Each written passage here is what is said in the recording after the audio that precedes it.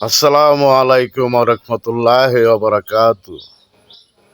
নবী রাহমাতাল লিল আলামিন, আপনি উম্মতের জামিন। পার করিবেন কঠিন হাসর গো নবীজি, কোন দ্বিধারে পাইব আপনারে।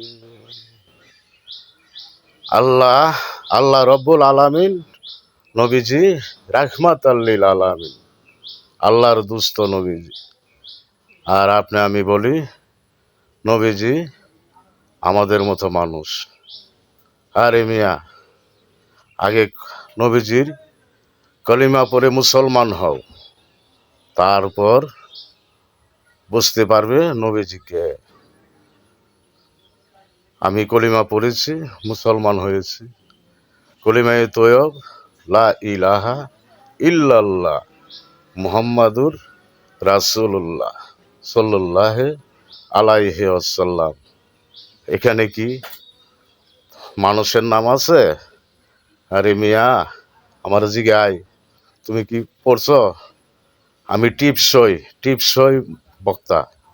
আমি নিজের সিঙ্গিসার দিতে পারি নাই। আমি টিপসই বক্তা। আমি কলিমা পড়েছি, কায়দার 2-3 পাতা পড়ছি।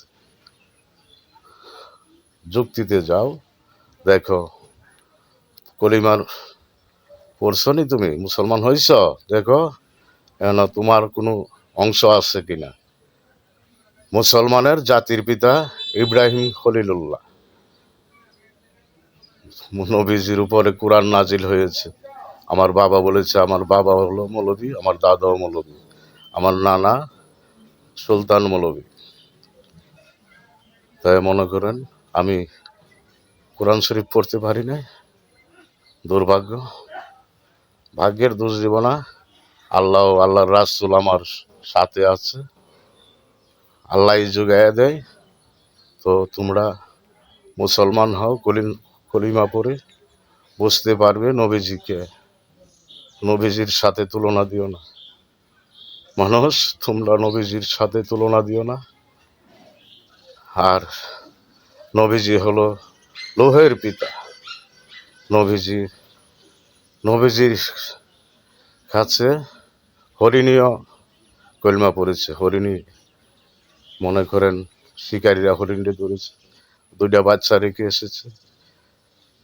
নবীজি রাস্তা দিয়ে যাচ্ছে, হরিণী আল্লাহর কাছে আরজ করছে, এবারে এলাহি আমার জবান খুলে দেন, নবীজির কাছে আমাকে নিমুক্ত করে দেয়, নবীজির কাছে আবদার করি।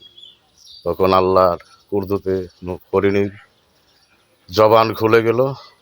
হরিণী আরজ করে, 2টি বাচ্চা বুকে মোরে দেও সারিয়া, নবী মোরে মুহাম্মাদুর রাসূলুল্লাহ, কলিমা লা ইলাহা ইল্লাল্লাহু মুহাম্মাদুর রাসূলুল্লাহ।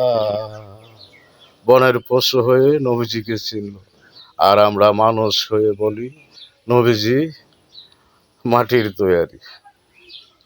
গদ্ধবের দলগল, উল্লুকের দলগল, এখনো ভালো আছে, কলিমা পড়ে মুসলমান হও, নবীজিকে চিনো। সালামু আলাইকুম।